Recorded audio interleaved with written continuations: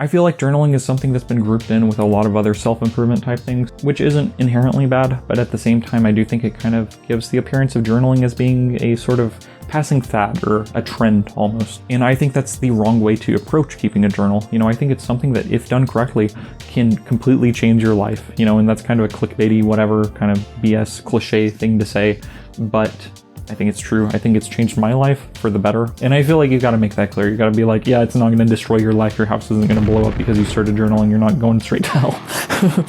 That's the 11th commandment, actually. Don't keep a journal. But no, journaling's great. I think that journaling has the potential to completely change the way that you make decisions. And I think it can change how you view the past. And I think it can also change how you view the present and the future, and even how you view yourself. I think it can be really beneficial, and so that's what I wanted to talk about. But also, journaling is just kind of fun. I think there was this idea when I was younger that girls kept a diary, but boys kept a journal. And the reason why boys kept a journal was because that was stoic sounding. That was something that like a sea captain would keep, a journal. It sounded strong and fierce, and I don't know why. I mean, they're the same freaking thing, basically. Technically, there are differences between a diary and a journal, but I use them interchangeably, honestly. But the main reason why I'm making a video about journaling and not diarying is because if I were to talk about diarying, then I think my stomach might start to hurt.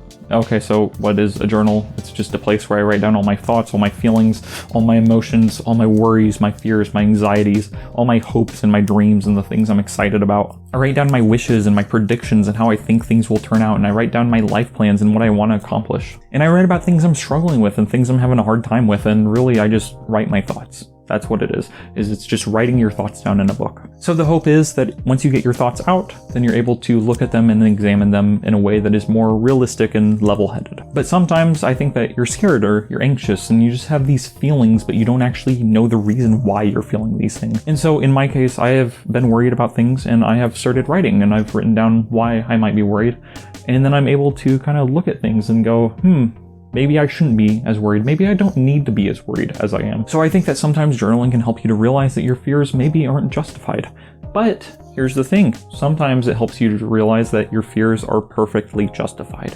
It helps you realize that things are bad. And that's kind of hard because sometimes it's easier to just stick your head in the sand, right? Ignorance is bliss, so I'm told. But I always think of a line by Josh Homme that ignorance is bliss until they take your bliss away. Things are fine until they're not. And so let's say that you are worried about something and you journal about it, and then you realize, oh yeah, my fears are perfectly reasonable. There's no other way to solve a problem without thinking about it. So even though it might be hard or painful, I think that journaling can, even if you realize that your fears are justified, I think it can help you make peace with that and kind of work through that. And so journaling can definitely be painful at times, but also it's a relief to write your feelings. It's a relief because it's like talking to another person. But the thing is, you don't always have someone who you can trust with your thoughts and your feelings. And so because of that, writing them down in a book is perfectly fine. And I've been talking about feelings and emotions and crap, but you don't even have to write about that. You can just write about your day. You can be like, oh yeah, I went to Denny's. There was a big mosh pit at the Denny's. It was very cool. But yeah, you can just write about how things went at school or at work, or you can write about how you got gas earlier. It doesn't have to be crazy. I think that sometimes our minds just create these thoughts, and so it just feels good to get them out.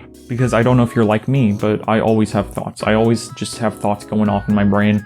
And so it's never quiet in there, but journaling kind of helps tone it down a little bit. It turns down the volume. Honestly, everyone's different, so everyone will focus on different things in their journals. So just do what feels right to you. I don't think that there's a wrong way to journal unless you are hiding your true feelings. I think that's really the only way to screw it up. I think that if you're dishonest to yourself, because that's what your journal is it's a book for yourself. It's not a book written to anyone else. But if you are dishonest in your most private moments, such as journaling, then I don't think you're going to get anything from it. You have to be honest. You have to be vulnerable. And again, that's not always pretty, but it's how you get something out of it. Journaling in a dishonest way is a bit like turning on music and then covering up your ears. It's like you're not really going to get anything from it. You're not going to enjoy it. You're missing the point. One thing I deeply appreciate about journaling, though, is the fact that if you have kept a journal for a substantial period of time, or even for a little bit of time, then it's kind of crazy to go back and to read some of your older entries. You're becoming a different person every single day, right? You're changing and you're growing and you're experiencing new things.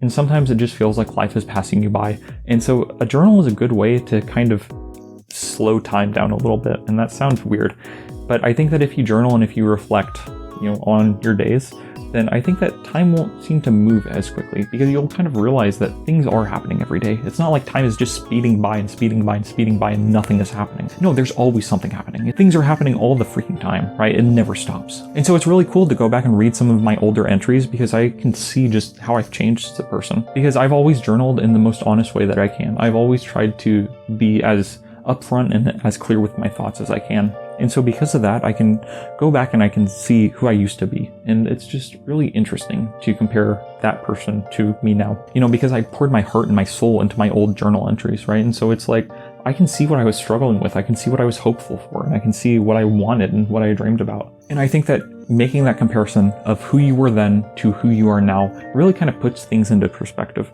Because reading my old high school journals is so interesting to me, because there were so many things that I struggled with then and was so scared of that I didn't need to worry about at all, honestly. So for instance, whenever I was 16, I was journaling about AP tests, and I was worried about what college I'll get into, and I was worried about, you know, what I'll do after high school and all of this stuff. And I was freaking out all the time about this, and I was just so scared and so anxious and so worried. And then here I am now, and I graduated from college last year, and it's done. So I don't... Things were okay. Things were okay. That's what I'm trying to say. It was pointless for me to worry about all the garbage that I did back then, because things ended up just fine. You know, they didn't play out the way I ever anticipated, but they've been good. They've been okay, I guess. Could be worse. And so the thing that's interesting about that is because I can look back and I can see that my worries, you know, several years ago were unwarranted, then I can kind of recognize the fact that in a few years, I will probably look back on this time in my life right now, and I will probably go, oh yeah, you know, the fears that I was having then were unwarranted too. And that's hard to believe sometimes, but things have been okay this far, so we'll see where it goes. And I think that in doing this, you know, in recognizing that your life then was very different from how it is now, I think that you kind of just realize that things change. I have felt this way so many times, that things will never change, that things will stay exactly as they are forever.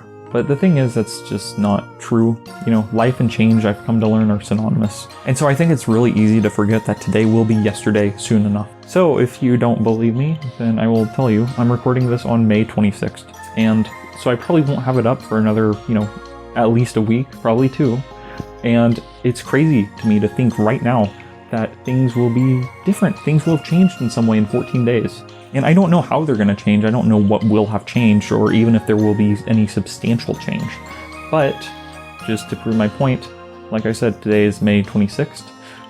This is the day that I'm actually publishing this video, and here's a list of things that have changed in that time since. But also here's this really cool painting of a skeleton smoking a cigar. It's by Van Gogh, and it's just, I don't know, it's kind of cool. It's kind of goofy and silly. And I don't know, it's pretty cool. It's pretty cool. I like it. So that's why this is the 3rd time you're seeing it in this video, and that's also why it's on the thumbnail. What am I supposed to put on a thumbnail for journaling? Picking a book? Like, that's boring. And I think I could probably tie this directly back into journaling and be like, the importance of journaling is because you will die, right? Memento mori, remember that you too will die. The present moment is ever fading. And soon enough, we will all be skeletons smoking cigarettes in the skeleton war, which is coming, I think, and I think it can't get here soon enough, honestly. But really, I think that one of my favorite things about journaling is just the fact that it's a time to relax. It's a time to just kind of sit there and think, sit there and chill, you know, just think about life. Just be like, listen to the sound of those seagulls, you know, because I'm on the beach now or something, I don't know. Hopefully I don't edit myself into something too weird, because I'm envisioning myself right now on the beach, you know, something nice and relaxing. And so hopefully it's not weird. So like I was saying, journaling's cool, journaling's fun, it's relaxing. Part of me feels like any kind of creative work can also feel like journaling. You can get some of the same benefits from, you know, writing poems or writing music or making art or anything like that. But at the same time, I do think that there's something special to just writing your direct thoughts and not having them filtered through a character or through an instrument or something like that. I think that there is a kind of pointedness and a kind of directness that can only be achieved through journaling. So really, that's all I have to say. So if you want, keep a journal, I recommend it. Or maybe you could keep a diary. You could make a video on diarying, and you could see how your stomach feels after. So thank you for watching, and have a nice night.